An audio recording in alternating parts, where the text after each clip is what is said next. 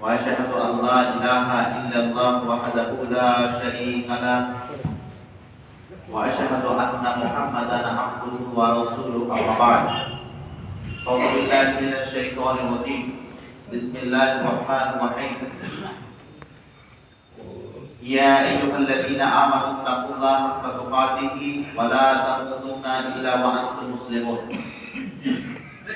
يا أيها الناس اتقوا ربكم الذي خلقكم من نفس واحدة وخلق منها زوجها وبث منهما رجالا كثيرا ونساء واتقوا الله الذي تساءلون به والأرحام إن الله كان عليكم رقيبا يا أيها الذين آمنوا اتقوا الله وقولوا قولا سديدا يصلح لكم أعمالكم ويغفر لكم ذنوبكم ومن يطع الله ورسوله فقد فاز فوزا عظيما أعوذ بالله من الشيطان الرجيم من همزه ونفسه بسم الله الرحمن الرحيم يا أيها الذين آمنوا لا تدخلوا بيوتا غير بيوتكم حتى تستأنسوا وتسلموا على أهلها ذلكم خير لكم لعلكم تذكرون وقال النبي صلى الله عليه وسلم لا تدخلوا الجنة حتى تؤمنوا ولا تؤمنوا حتى تحابوا أولا أدلكم على شيء إذا فعلتموه تحاببتم أفشوا السلام بينكم وقال النبي صلى الله عليه وسلم يا أيها الناس أفشوا السلام وأطعموا الطعام وصلوا الأرحام وصلوا الناس بالنيام উপস্থিত শ্রদ্ধেয় সম্মানিত ইসলামী ভাই সকল, আজ পবিত্র জুমার দিন। এই জুমার দিনে আপনাদের সম্মুখে আলোচ্য বিষয় হচ্ছে সালামের গুরুত্ব ও তার ফজিলত। ইসলামের নিয়ম অনুযায়ী যখন এক মুসলমান অপর মুসলমানের সঙ্গে সাক্ষাৎ করবে তখন তাকে সালাম দেবে। যখন কারোর সঙ্গে দেখা হবে তখন একজন অপরজনের জন্য দোয়া করবে। মুহাম্মদ রাসূলুল্লাহ সাল্লাল্লাহু আলাইহি ওয়াসাল্লাম বলেন, ইদা লাকিতুম ফাসাল্লিমু আলাইহি, যখন তোমরা এক অপরের সঙ্গে সাক্ষাৎ করবে তখন তোমরা সালাম দিবে প্রথমে। অন্য একটি হাদিসে আছে আসসালাম কাবলাল কালাম, কথা বলার পূর্বে সালাম দাও। আল্লাহ নবী মুহাম্মদ সাল্লাল্লাহু আলাইহি ওয়াসাল্লাম এই সালামের নীতি, এই সালামের পদ্ধতি এক অপরকে শিখিয়েছেন। মূলত সালাম দোয়া, এক অপরকে অভিনন্দন দোয়া, এক অপরের সঙ্গে মোলাকাত বা সাক্ষাৎ করা। এই যে সালাম বা সাক্ষাতের সময় যে শব্দ উচ্চারণ করি আমরা, এটা মূলত এক অপরের জন্য আমরা দোয়া করি। আমরা যখন কোনো মানুষকে সালাম দিই তখন আমরা তার ব্যাপারে আল্লাহকে বলি, আল্লাহ এর প্রতি তুমি শান্তি বর্ষণ করো এবং এর প্রতি তুমি বরকত অবতীর্ণ করো এবং তোমার রহমত এবং তোমার দয়া।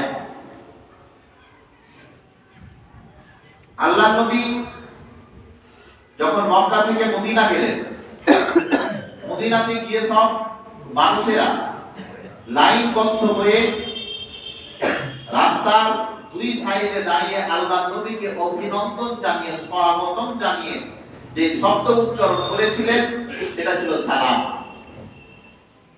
প্রিয় ভাই সকল, আল্লাহ পাক রব্বুল আলামিন বলেন, ইয়া আইয়ুহাল্লাযীনা আমানু লা তাদখুলু বুয়ুতান গায়রা বুয়ুতিকুম হাত্তা তাস্তানিসু ওয়া তুসাল্লিমু আলা আহলিহা যালিকুম খায়রুল লাকুম লাআল্লাকুম তাযাক্কারুন। আল্লাহ বলছেন, হে ঈমানদারেরা, তোমরা এক অপরের বাড়িতে প্রবেশ করো না যতক্ষণ অবধি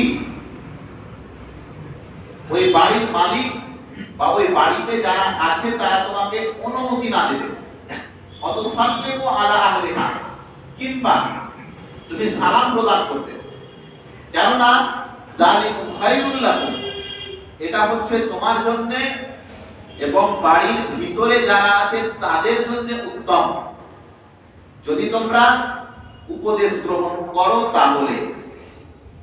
অত্র আয়াতে আল্লাহ তাআলা কিভাবে মানুষের বাড়ি প্রবেশ করবেন, তার শিষ্টাচার কি, এটা আল্লাহর নবী আল্লাহ তাআলা শেখাচ্ছেন।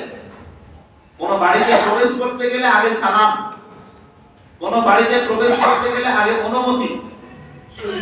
আল্লাহ পাক রব্বুল আলামিন সূরা নূরে স্পষ্ট ভাবে বলছেন যে বাড়িতে প্রবেশ করার সময় তুমি সালাম দিবে, ফাইন কিলা ইরজিউ ফারজিউ, বাড়ির ভিতরকার ব্যক্তিরা, বাড়িতে যারা আছে তারা যদি বলে যে না ভাই বাড়িতে প্রবেশ করিয়েন না, ফারজিউ, তাহলে তুমি ফিরে চলে যাও। নবী মুহাম্মদ রাসূলুল্লাহ সাল্লাল্লাহু আলাইহি সাল্লাম বলেন, লা তাদখুলু বাইতান, তোমরা সেই বাড়িতে প্রবেশ করিও না, ফিহি লাইসা মিনার রাজুল, এই বাড়িতে কোনো পুরুষ থাকে না। আল্লাহ নবী বললেন কোন বাড়িতে প্রবেশ করা যাবে না, সালাম দিয়ে হোক বিনা সালাম দিয়ে হোক। কোন বাড়িতে, যে বাড়িতে পুরুষ বেটা ছেলে কেউ নেই, শুধু মহিলা দিয়ে ভর্তি। আমি আপনাকে এই কথা বলে যে কথা বোঝাতে চাইছি, সমাজের মধ্যে পরকীয়া জন্ম নেওয়ার কয়েকটা সূত্রের মধ্যে একটা সূত্র। বাড়ির অভিভাবক, বাড়ির পিতা, বাড়ির গার্জেন মাসকে মাস বিদেশে পড়ে আছে, আর গ্রামের লোকেরা অনেক জায়গায় দেখা যায় স্বামীর বন্ধুর সঙ্গে স্ত্রীর পরকীয়া। লোক এটাকে কেয়ার মনে করে না, এটা তো আব্দুল্লাহর বন্ধু, আব্দুল্লাহ তো যখন তখনই আসে, এটা তো অমুকের বন্ধু, অমুকের বাড়ি তখন তখনই আসে। আল্লাহ নবী বললেন যদি কোনো মহিলা বাড়িতে থাকে আর যদি জিজ্ঞাসা করে তোমার বাড়ির লোকটা আছে না নেই, তাহলে সেই মহিলা যেন সুরিলি কণ্ঠে কথা না বলে আপনার দাদা নেই, এই সুরিলি কণ্ঠ নয়। আপনি যদি জানতে পারেন আপনার যাকে খোঁজ করতে গেছেন সে বাড়িতে নেই, আপনি তো যাবেন নেই, দ্বিতীয় কথা চলে গেছেন জানেন না, তারপরও আপনাকে কেউ যদি খুঁজে অমুক সাহেব নেই বাড়িতে, আপনার স্ত্রী জানো না বলে যে তোমার দাদা নেই, এসব তুমি চা খেয়ে যাবে। আল্লাহ নবী বলছেন যখনই কোনো মহিলা উত্তর দেবে তার ভাষাটা ওই সমাজে কর্কশ হবে, আপনি কে, অমুকের বাপ নাই, পরে আসবেন যান, এইরকম ভাষা হওয়া উচিত।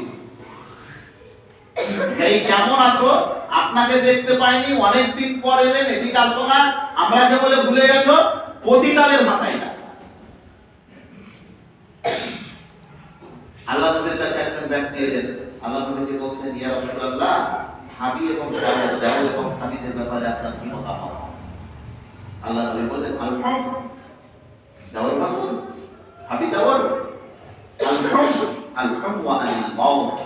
আরে এরাই তো হচ্ছে মৃত্যুর মতো সম্পর্ক। আল্লাহ নবী মৃত্যুর সঙ্গে ওই সম্পর্ককে তুলনা করলেন, এই সম্পর্কটাকে আপনি দিয়েছেন মায়ের মতো। নবী মুহাম্মদ রাসূলুল্লাহ সাল্লাল্লাহু আলাইহি ওয়াসাল্লাম বলেন, আল্লাহ তাআলা বলেন যদি বাড়ি থেকে বলে ইরজিউ ফারজিউ যালিকা খায়রুল লাকুম, এটা হচ্ছে তোমাদের জন্য ভালো। কোনটা? যখন আপনি বাড়ি গেলেন, বাড়ি থেকে আওয়াজ হলো আপনি যাকে ফিরতে এসেছেন সেই বাড়ি থেকে। এই জন্য বিশেষ করে পুরুষদেরকে বলছি, যদি বন্ধু বান্ধবের ফোন আসেও, পরিচিত বন্ধু, তো আপনার স্ত্রীকে বলবেন ফোন উঠাবে না। অপরিচিত হলে তো না, তো প্রশ্নই নেই উঠানো। পরিচিত বন্ধু যদি হয়, মুলবি সাহেব ফোন করেছে, যাকে ফোন করেছে সে নেই, তার স্ত্রী ফোন উঠাবে, এটা অনুমতি নেই। আপনি ফোন করেছেন কাউকে, আপনার বন্ধুকে, আপনার বন্ধু নেই, আপনার স্ত্রী দেখতে পাচ্ছে, অমুকের ফোন এসছে, ফোন পাচ্ছে না, উঠছে, তারপরও যেন আপনার স্ত্রী উঠিয়ে ফোনটা না বলে তোমার দাদা নেই, এই বাথরুম দিয়েছে, না, এটা বলা যাবে না। হ্যাঁ, পরিচিত ব্যক্তি, পরিচিত মানে তার বাপের বাড়ির কেউ, তার ভাই ফোন করেছে, তার মা ফোন করেছে, বাবা ফোন করেছে, বুঝতে পারছেন এটা মায়ের নাম্বার, বাপের নাম্বার, ভাইয়ের নাম্বার, বোনের নাম্বার, কিংবা ছেলের যারা আছে এদের কাউরি নাম্বার, তাহলে হ্যাঁ সেটা বৈধ। কিন্তু অপরিচিত তো নম্বর উঠাও যাবে না। দ্বিতীয়, যদি আপনার রিলেটিভ কেউ হয় যার সঙ্গে তার কথাবার্তা বলা হারাম, এই কোনো রিসিভ করা যাবে না। আল্লাহ নবী মুহাম্মদ সাল্লাল্লাহু আলাইহি সাল্লামকে আল্লাহ বলছেন যালিকুম খায়রুল লাকুম, এটা হচ্ছে উভয়ের জন্য পবিত্রতা, উভয়ের জন্য ভালো, উভয়ের জন্য ঠিক। যালিকুম খায়রুল লাকুম লাআল্লাকুম তাযাক্কারুন, এটা হচ্ছে বাড়ির ভিতরে যারা আছে তাদের জন্য আর বাড়ির বাইরে যারা আছে তাদের জন্য, উভয়ের জন্যই বৈধ, উভয়ের জন্যই পবিত্রতা। কোনটা? যখন ওই মহিলা বলবে আপনি যাকে খুঁজছেন সে নেই, পরে আসবেন। আল্লাহ নবী বললেন লা তাদখুলু বাইতান ফি, ওই বাড়িতে বেশি বেশি যেও না, ওই বাড়িতে বেশি বেশি যেও না। ফিহা লাইসা মিনাল ইনস ওয়া ফি রিওয়ায়াতিন লাইসা ফিহি রাজুল, সেই বাড়িতে তুমি ঘন ঘন যেও না, যেই বাড়িতে পুরুষদের সংখ্যা কম, মহিলাদের সংখ্যা বেশি। আড্ডা মারা অনেক দূরের কথা, চা খেতে যাওয়া অনেক দূরের কথা। সমাজ এমন ভাবে তৈরি হয়েছে, পুরুষ এবং নারী, নারী এবং পুরুষের যে পর্দা আছে এই কথাটা না আমি আপনাকে বোঝাতে পারছি না, আপনি আমাকে বোঝাতে পারছেন। আল্লাহ নবী মুহাম্মদ সাল্লাল্লাহু আলাইহি সাল্লাম বলেন লা তাদখুলুল জান্নাতা হাত্তা তু'মিনু ওয়া লা তু'মিনু হাত্তা তাহাব্বু আওয়ালা আদুল্লুকুম আলা শাইইন ইযা ফাআলতুমুহু তাহাব্বাতুম আফসুস সালাম বাইনাকুম। আল্লাহ নবী বললেন তোমরা জান্নাত যেতে পারবে না ততক্ষণ অবধি যতক্ষণ অবধি তোমরা আমাকে বিশ্বাস না করবে। লা তু'মিনু আহাদুকুম হাত্তা তু'মিনু, যতক্ষণ পর্যন্ত তোমরা মুমিন না হবে জান্নাতে যেতে পারবে না। তখন সবাই আল্লাহ নবীকে জিজ্ঞাসা করেছিলেন আল্লাহ নবী মুমিন হতে গেলে কি করতে হবে? আল্লাহ নবী বললেন হাত্তা তাহাব্বু, এক অপরকে ভালোবাসতে হবে। মুসলমানেরা একটা শরীর। আল্লাহ নবী বলছেন আল মুসলিমু আকুল মুসলিম, একজন মুসলমান অপর মুসলমানের ভাই। কোরআন মাজিদে সূরা হুজরাতে আল্লাহ বলছেন ইন্নামাল মুমিনুনা ইখওয়া ফাআসলিহু বাইনা আখাওয়াইকুম ওয়াত্তাকুল্লাহ লাআল্লাকুম তুফলিহুন। আল্লাহ বলছেন এক মুসলমান অপর মুসলমানের ভাই, এদের যদি একটা কথা হয়ে যায় মীমাংসা করো। আর শোনো, মীমাংসা করতে গিয়ে টানটা মেনে নাও। ওই মীমাংসা করতে যাওয়ার পরে আল্লাহ বলছেন আল্লাহকে তাকে ভয় করিয়ে দিয়ে মীমাংসা করতে হবে। পরিবারে 5টা বেটা, যেই বেটা বেশি উন্নতি করেছে, গ্রামের লোক যত শত্রু আছে কি নেই সেটা ভিন্ন ব্যাপার, সবচাইতে বেশি শত্রুতা তো বেটা। 5টা ভাই, ওরা 5 ভাই, 5 ভাইয়ের মধ্যে যদি এক ভাই বড় লোক হয়ে গেছে কোনো রকম ভাবে, তো সবচাইতে বড় শত্রু আর বাকি যেটা নেই, কিছু সহ্য করবে না। অথচ গ্রামের সব কথা সহ্য করবে, ওই যেটা বড় লোক হয়ে গেছে তার কথা সহ্য হবে না। আজকে আমরা অন্তর প্রশাস্তি, আমাদের মন ততটা খারাপ হয় না যতটা পরের ক্ষতি দেখে আমি বেশি উৎসাহিত হই। আপনার পাশের বাড়ির কোনো একটু অদূর্ঘটনা ঘটে গেছে, সেটা ছেলে মেয়েদের হোক, জামাই বাবুর হোক, আর্থিক হোক, অন্য কোনো কারণে হোক, আমি আপনি যতটা খুশি হই নিজের কোনো ভালো জিনিসে ততটা আমি খুশি হই। আল্লাহ নবী বললেন মুমিন হতে পারবে না যতক্ষণ অবধি এক অপরকে ভালো পাচ্ছে। ইমানদারদের পরিচয় হচ্ছে এক মুসলমান অপর মুসলমানকে ভালোবাসবে। আল্লাহর নবীর শেষ হজ হাজ্জাতুল বিদা এটাকে বলা হয়। শেষ হজের দিন আল্লাহর নবী মানুষকে বললেন, জেনে রাখো একজন মুসলমান অপর মুসলমানের অধিকার ছিনিয়ে নেওয়া এটা হারাম। অধিকারের কথা বলছেন নবী সাহেব, বহিনের ভাগ জানে তো ভাগ করতে যাচ্ছি না।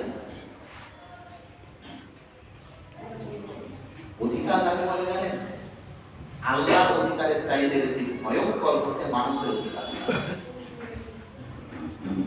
আপনি জানেন যে আমার দিকে এক আঙুল জায়গা বেশি আছে, এক বিদ্যা ওটা তো অনেক দূরে, এক আধ কাঠা কোন জায়গায় যে যাবে তো বাকি দেন না।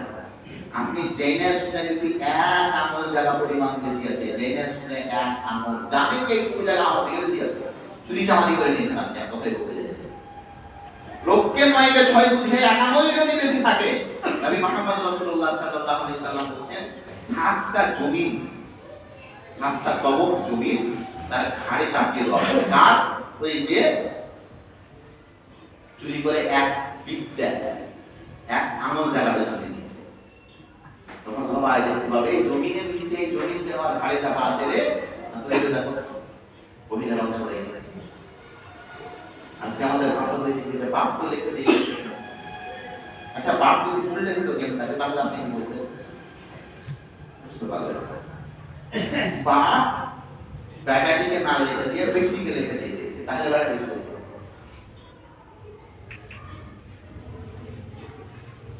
ভাই এটা অর্থ যতই আগে বুঝায় আমি আপনি, প্রত্যেক মানুষের একটা অর্থ আছে।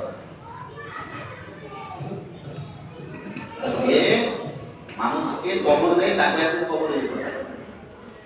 যে সাপ, যে পশু পাখি, যে প্রাণী অন্য প্রাণীকে খেয়ে নেয়, সেই পশু পাখি সেই প্রাণীকে কিন্তু অন্য প্রাণীকে খায় না।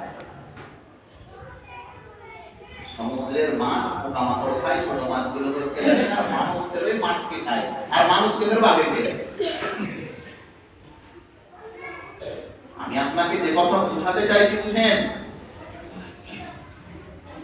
কোন ব্যক্তি যদি সরিষা দানা পরিমাণ জেনে শুনে কাউরি হক নষ্ট করেছেন, বাকি দিয়ে গেছে, আপনার তো ক্ষমতা ছিল সেটাকে ঠিক করার, হ্যাঁ ন্যায় ঠিক করার বিষয় সেটা ভিন্ন। ঠিক করার মানে আমি কি বলতে চাইছি আপনারা কি বুঝতে পারছেন? আপনার বাপ আপনাকে এক কাঠা বেশি লেগে চলে গেছে, মরে গেছে, ও বাবু মরেছে, অর্থভাবে হিসাব কিতাবটা বানিয়ে দিল, পড়া মানুষের ব্যাপারে কিছু বলা যাবে না, আল্লাহই না। কিন্তু হাদিসের অনুযায়ী নবী মুহাম্মদ রাসূলুল্লাহ সাল্লাল্লাহু আলাইহি সাল্লাম বলেন, মান খারাজাল আরদ, যে ব্যক্তি এক বিদ্যা, মুসলিমের দিকে বাইরে আছে, এক বিদ্যা জমি নিয়ে দুনিয়া থেকে চলে গেল, মানে চুরি চামারি করে এক বিদ্যা জমি নিয়ে চলে গেল, নবী মুহাম্মদ রাসূলুল্লাহ সাল্লাল্লাহু আলাইহি সাল্লাম লা ইয়ানজুরু ওয়াজহাহু ইয়াওমাল কিয়ামা, কিয়ামতের দিনে তার দিকে তাকাবেন না। মানে কি বলতে আপনার দিকে কেউ যদি না তাকায় তার মানে আপনাকে কতটা গুরুত্ব দিবে আপনি বুঝতে পারবেন।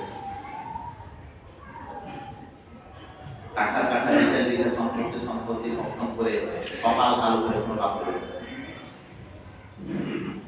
হাদা হাক্কুন নাস, আল্লাহর নবী একটা গাধার উপরে চেপে আছেন আর পিছনে একজন সাহাবীকে চাপিয়েছেন।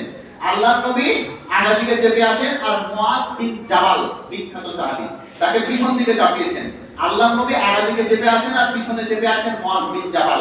আল্লাহর নবী বলছেন, ইয়া মুআজ হাল তাদরি মা হাক্কুল্লাহ আলাল ইবাদ, মুআজ জানো আল্লাহ কি অধিকার রাখে বান্দাদের প্রতি, আল্লাহ কি অধিকার রাখে বান্দাদের প্রতি? তখন মুআজ বিন জাবাল বললেন, আপনি ভালো জানেন। তখন আল্লাহ নবী বললেন, আল্লাহ বান্দার প্রতি এটা অধিকার রাখে যে বান্দা একমাত্র আল্লাহর ইবাদত করবে এবং তার সাথে অবশ্যই করবে। ঠিক আছে, এটা হচ্ছে কার হক? আল্লাহর হক। এটা আমাকে আপনাকে দিতে হবে আল্লাহ। দ্বিতীয় বাবার আল্লাহ নবী জিজ্ঞাসা করলেন, ইয়া মুআজ হা তাদরি মা হাক্কুল ইবাদ আলাল্লাহ, তুমি তো এতক্ষণ শুনলে মুআজ যে আল্লাহর অধিকার আছে আমাদের উপরে, তো আমাদের কি কোনো অধিকার আল্লাহর উপরে আছে না? সবই আল্লাহর জন্য আমরা কাজ করে যাব। তখন আল্লাহ নবী বলেন অবশ্যই আছে। সেটা হচ্ছে কি, যারা আল্লাহর ইবাদত করবে আল্লাহ পাক রব্বুল আলামিন তাদেরকে জাহান্নামে দিবেন। এই এক উপরের অধিকার। আল্লাহ আমাদের উপরে অধিকার রাখে আমরা আল্লাহ ছাড়া কাউকে ইবাদত করব না, কাউকে উপাসনা করব না। এটা যদি আমরা করি তো আমাদের অধিকার পেয়ে যাবে। আল্লাহর উপরে কি এইবার আমাকে জান্নাত পাবো, এটা হক আমার, এটা আমার অধিকার, এখান থেকে বঞ্চিত করা যাবে না। এই হাদিসের যে সংক্ষেপ আছে, নবী মুহাম্মদ রাসূলুল্লাহ সাল্লাল্লাহু আলাইহি ওয়াসাল্লাম বলেছেন, যে ব্যক্তি অন্য ব্যক্তিকে তার অধিকার থেকে বঞ্চিত রাখবে, সেটা যে ধরনের অধিকার হোক। আমি এর আগে আপনাকে বলেছি, এখনো বলেছি, আপনি অসুস্থ আছেন, আপনার বড় বেটা আপনার পিছনে খরচ করছে, আপনি বড় বেটার জন্য দোয়া করবেন, আল্লাহ বেটাকে ভালো রাখবে। কিন্তু ওই বেটাকে হাসপাতালের নাম দিয়ে রেজিস্ট্রি অফিসে 1 টাকা জমি রেজিস্ট্রি দিতে পারা যাবে না। বলবি স্যার বাবা আপনি লাখ লাখ টাকা খরচ করেছে, তো আপনি আগেই করতেন। যে জায়গাখানটা আপনার বেটাকে রেখে দিচ্ছেন ওই জায়গাখানটা আগে বেচতেন, যে আপনার ট্রিটমেন্ট করা হবে।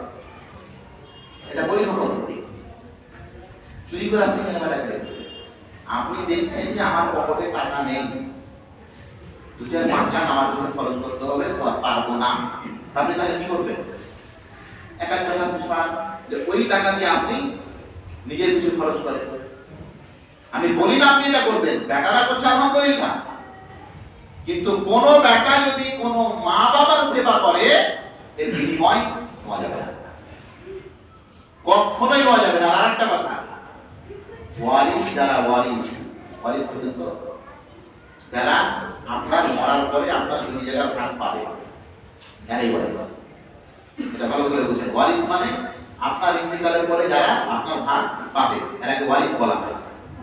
এটা কিন্তু সবাই না, আপনার পোতা নেই, আপনার পুতিন নেই, আপনার পোতা পুতির ভাগ পায় না, তার মা পায় না, তার বাপ পায়, কিন্তু আপনার পোতা ডাইরেক্ট আপনার ভাগ পাবে না।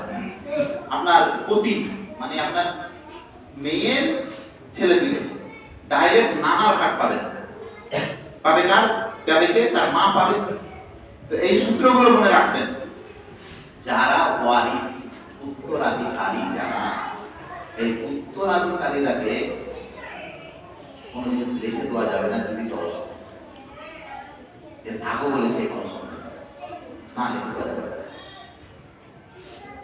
যারা আপনার উত্তরাধিকারী মানে ভাগ পাবে আপনার, হ্যাঁ যদি দিতেই হয়, কোনো বাবা মুসিবত চলে এসেছে, বাড়ি গাড়ি করতে দিতে হবে, আপনার বাড়িতে হয় না, ভাগ করতে দেন, ওই সমাজে যদি আপনি দেন তাহলে কিন্তু এটা ওয়ারাসাত সূত্রটা ভাগ হবে না।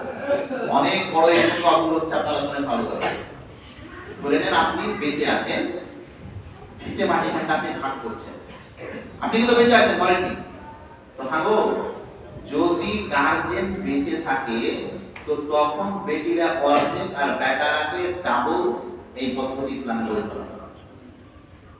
কথা কি আমার বুঝতে পারছেন? বেটি অর্ধেক আর বেটা ডাবল, এটা কখন? বাপ মরে যাওয়ার পরে। বাপ জীবিত অবস্থায় যদি রেখে দেয় বাড়াবো। ইদিলু বাইনা আওলাদিকুম। আল্লাহ নবীর কাছে একজন পিতা তার বেটাকে নিয়ে গেল, স্বামী স্ত্রী মিলে তার ছেলেকে নিয়ে গেল, যে আল্লাহ নবীকে বলছেন হাদা ওয়া ইবনু, এটা হচ্ছে আমার বেটা আল্লাহ নবী, আতাইতু মিনাল জাবাল, আমি একটা উট দিতে চাই যেটা সম্পূর্ণ কমপ্লিট বয়সের। কমপ্লিট বয়স মানে বাচ্চা কাচ্চা নয়, ভালো উট দিতে চাই। আল্লাহ নবীকে বলছেন যে এটা আমার বেটা, এই হচ্ছে আমরা স্বামী স্ত্রী, এটা হচ্ছে আমাদের উট, আমরা এই উটটা এই বেটাটাকে দেব। আল্লাহ নবী বললেন আমার কি কাজ? আল্লাহ নবী বললেন, আল্লাহ নবীকে বললেন তারা, আনতা হুয়া শাহিদ, আপনি সাক্ষী থাকেন। আমার উটটা আমার বেটাকে দিলাম, আপনাকে সাক্ষী বানানোর জন্য এখানে আপনার কাছে এসেছি। আল্লাহ নবী বললেন আতাইতা কুল্লু ওয়ালাতুন হাদি জাবাল ওয়া হাদি মিসলা জাবাল, তুমি কি ঠিক ঠিক এই রকমই উট বাকি বেটাটাকে দিয়েছো? তো তখন বাপ মনে বলছে যে না, এই উটটা আমার এই বেটাকে দিচ্ছি, লে আন্নাহু মুতিউন ওয়ালাদুন, কেননা আমার এই বেটাটা খুব ফার্মা বান্দা, আমার কথাবার্তা খুব শুনে এই বেটাটা। আল্লাহ নবীকে বলছেন এই উটটা আমার বেটাকে দিচ্ছি, আপনি সাক্ষী থাকেন। আল্লাহ নবী বললেন এইরকম উট কি বাকিরাকে দিয়েছো? তখন পিতা উত্তর দিচ্ছেন, আল্লাহ নবী এই বেটাটা আমার খুব মতি, খুব ফার্মা বান্দা, আমার কথা খুব শুনে, আমার হ্যাঁ হ্যাঁ মিলাই, আমার প্রয়োজনীয় জিনিসগুলো এই বেটা দেখা দেখি করে, এর জন্য আমি খুশি হয়ে এই বেটাকে উটটা দিতে চাইছি। নবী মুহাম্মদ রাসূলুল্লাহ সাল্লাল্লাহু আলাইহি সাল্লাম বলেন, সুবহান, দূর হটো, ভাগো, পালাও এখান থেকে, হটো। একটা হারাম কাজ করতে এসেছিল, সাক্ষী বানাদের সমাজে মুসলিমের রিওয়ায়াতে স্পষ্টই কথাটা আছে, সুবহান, ভাগ এখান থেকে, ভাগ। খারাপ কাজ করতে এসেছো আর তুমি এখানে আমাদের সাক্ষী বানাচ্ছ। আল্লাহ নবী বললেন ওই সমাজে এই হাদিসের অংশ এটা, এই দিদু ওয়াত্তাকুল্লাহ, এই দিদু বাইনা আওলাদিকুম, এই বরং শোনো, আল্লাহকে দেখে ভয় করো আর বেটা বেটির ব্যাপারে ইনসাফ করো, বেটা বেটির ব্যাপারে আদল করো। প্রিয় বন্ধু, জমি জায়গা কেউ কবরে নিয়ে যাবে, কিন্তু কাউরি ভালো মন্দের জন্য আপনি জানেন খুব সাবধান। আমার ঘরে আমার বেটা রাব্বের হাম্মাক, আমার আব্বা ইয়ানি সাগীরা বলবে কি বলবে না, কি গ্যারান্টি? দুনিয়ার যেটা পরিস্থিতি 90% বলবে, 10% দিতে হয় বেটা বেটি আলহামদুলিল্লাহ। কিন্তু দুনিয়ার যেটা যোগ বিয়োগ চলছে এখন দুনিয়ার বেটা বেটিতে, রাব্বের হাম্মাক, আমার আব্বা ইয়ানি সাগীরা তো অনেক দূরের কথা।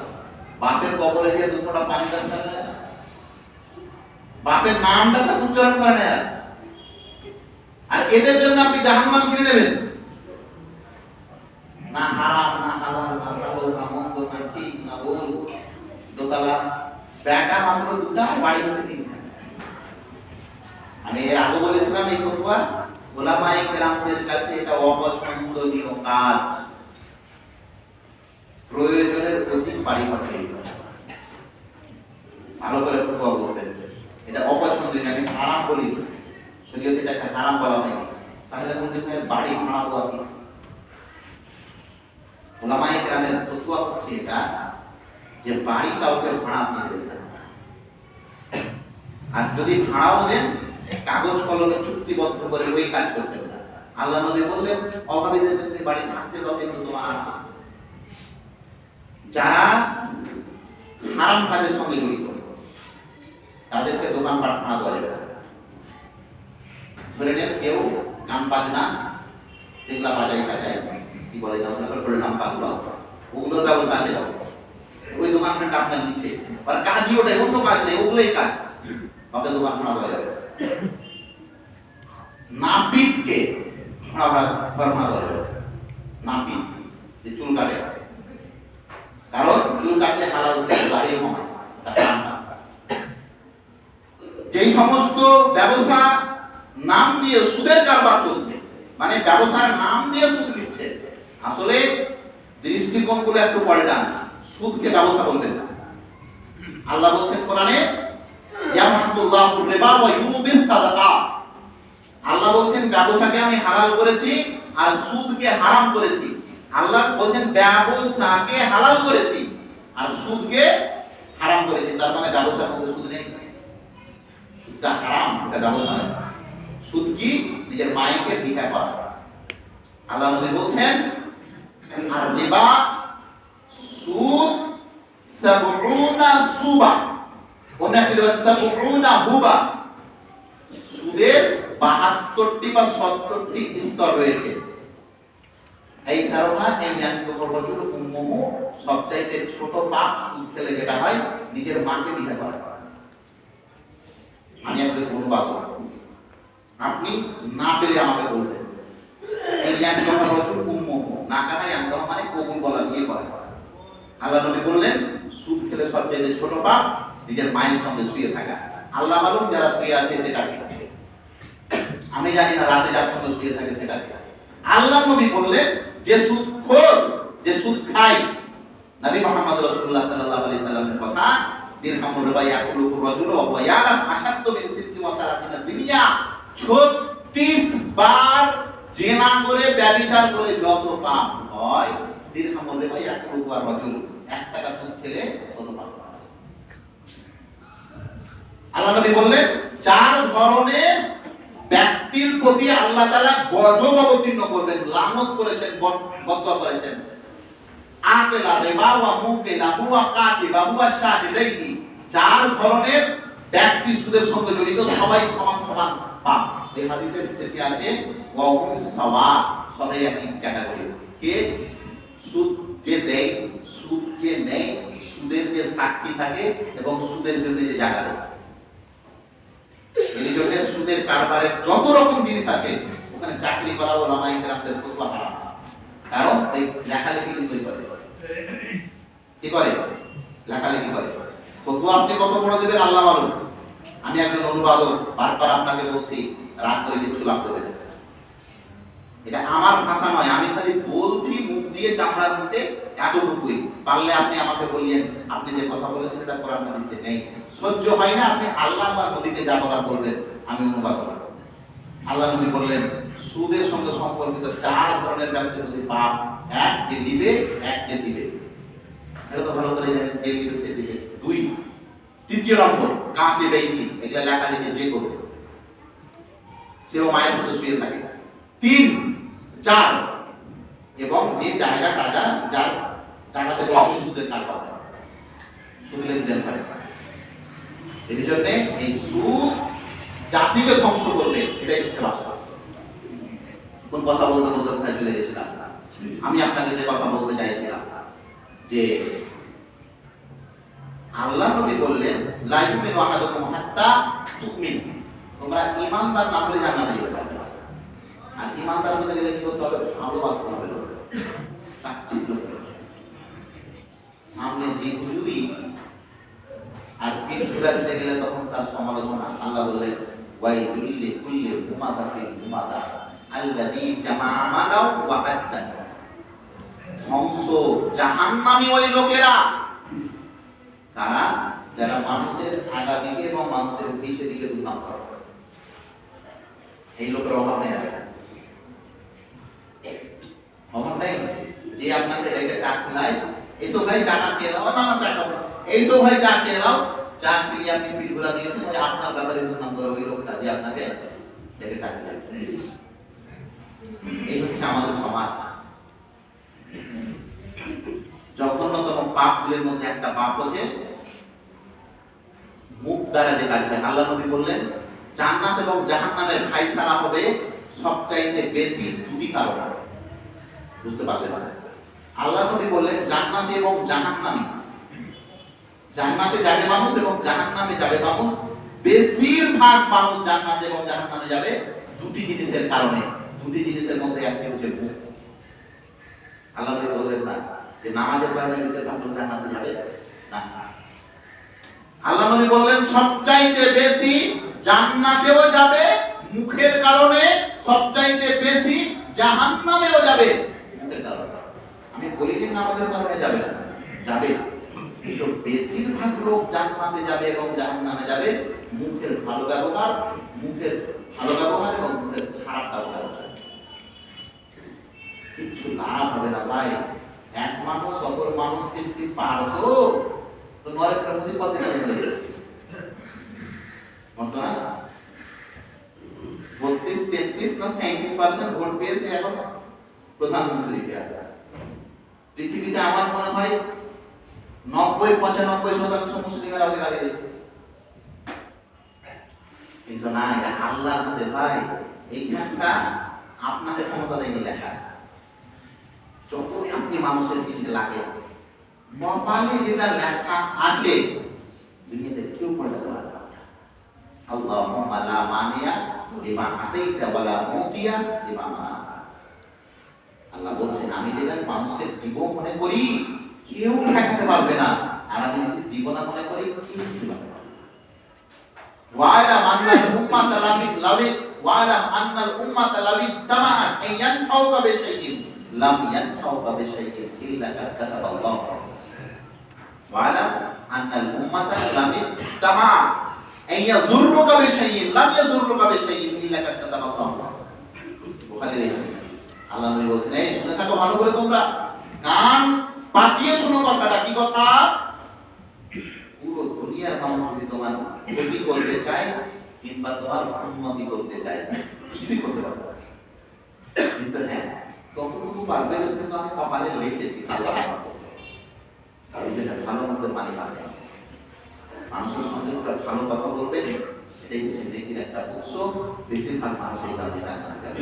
আল্লাহ নবী বললেন, তোমরা জান্নাতে যেতে পারবে না মুমিন না হতে গেলে, আর মুমিন হতে পারবে না এক অপরকে ভালো না বাসতে গেলে, আর এক অপরের প্রতি ভালোবাসায় জন্মই নেবে না যে তোমরা এক অপরকে সালাম না দাও। এর জন্য সালাম দেবে। সালামের উচ্চারণ অধিকাংশ মানুষ ভুল বলছে, ভালো করে শুনেন। সালাম যেটা আমরা দেবো সেটা হচ্ছে আসসালামু আলাইকুম। ভালো করে শুনেন, আসসালামু আলাইকুম, সালাম আলাইকুম। কিংবা এরকম অনেকে বলছে আসসালাম, এই যাই হোক অনেক রকমই বলছি, শব্দটা বলবো আসসালামু আলাইকুম, আসসালামু আলাইকুম, আসসালামু আলাইকুম, আসসালামু আলাইকুম। এরপরে যদি আমি শব্দ বাড়াতে যাই, আসসালামু আলাইকুম ওয়া রাহমাতুল্লাহ, কিংবা আসসালামু আলাইকুম ওয়া রাহমাতুল্লাহি ওয়া বারাকাতুহু, এত দূর অবধি বাড়ানো যায়। আসসালামু আলাইকুম, আসসালামু আলাইকুম ওয়া রাহমাতুল্লাহ, আসসালামু আলাইকুম ওয়া রাহমাতুল্লাহি ওয়া বারাকাতুহু। আজকের আলোচনার শেষ যে কথাটা বলে আমি শেষ করব, সালাম হচ্ছে জান্নাতীদের ভাষা। জান্নাতে একটা দারুল আছে। আল্লাহ আমাদের সবাইকে যেন জান্নাতের মধ্যে প্রবেশ করার তৌফিক দান করে। আল্লাহু আকবার। জান্নাতের মধ্যে একটা পাহাড় দেওয়া আছে, দূর থেকে লোককে দেখবে মারহাবা, আসসালামু আলাইকুম, মারহাবা, খুশির সংবাদ, ও জান্নাতীরা তোমাদের মধ্যে শান্তি বর্ষণ হোক, এসব তোমাদের জন্য আমি অপেক্ষাকৃত জান্নাতের পাহারাদার। এই জন্য এক অপরকে সালাম দেন, এক অপরকে দোয়া দেন, এবং সালাম এবং দোয়া দিয়ে এক অপরকে ভালোবাসুন। আর যখন এক অপরের প্রতি ভালোবাসা তৈরি হবে, আপনার ঈমান বৃদ্ধি পাবে, আর যখন ঈমান আপনার বৃদ্ধি হবে, তখন আপনি জান্নাতের পথে প্রবেশ করবেন। আল্লাহ যেন আমাদের সকলকে সহজ সরল পথে তৈরি করতে আমিন। ওয়া আখিরু দাওয়ানা আলহামদুলিল্লাহ।